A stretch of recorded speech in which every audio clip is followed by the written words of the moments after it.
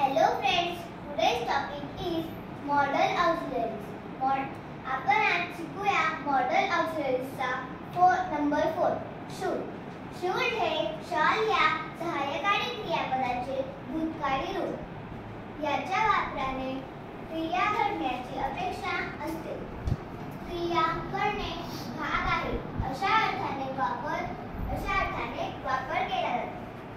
Example first, कर्तव्य नैतिक बंधन दाखवण्यासाठी. We should always tell the truth. या वाक्यामध्ये कर्तव्य किंवा नैतिक बंधन दाखवण्यासाठी should चा वापर केला आहे. परवानगी घेण्यासाठी. Should we take the luggage with us?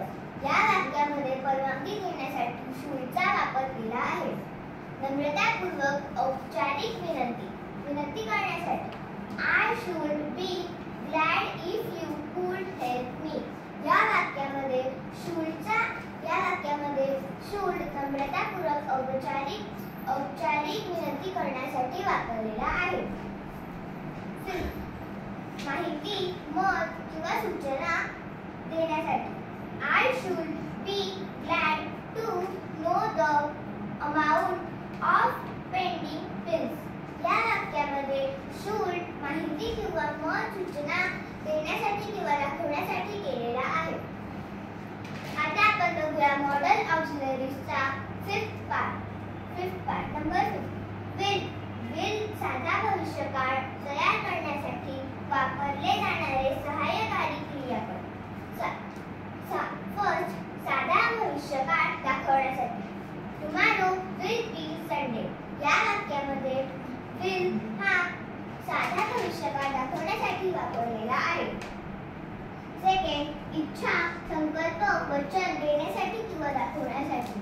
I will try my best to help you.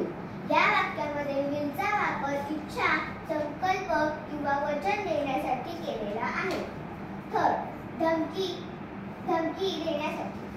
Will you keep quiet? या वाक्यामध्ये will धमकी देण्यासाठी वापरलेला आहे. फिफ्थ, निश्चय करण्यासाठी. I will work hard to get more marks. या वाक्यामध्ये will निश्चय करण्यासाठी वापरलेला आहे. सिक्स्थ, विशिष्ट सवयीचे वर्णन करण्यासाठी. She will talk about nothing but film song. या वाक्यामध्ये विशिष्ट सवयीचे वर्णन करण्यासाठी will चा वापर केलेला आहे.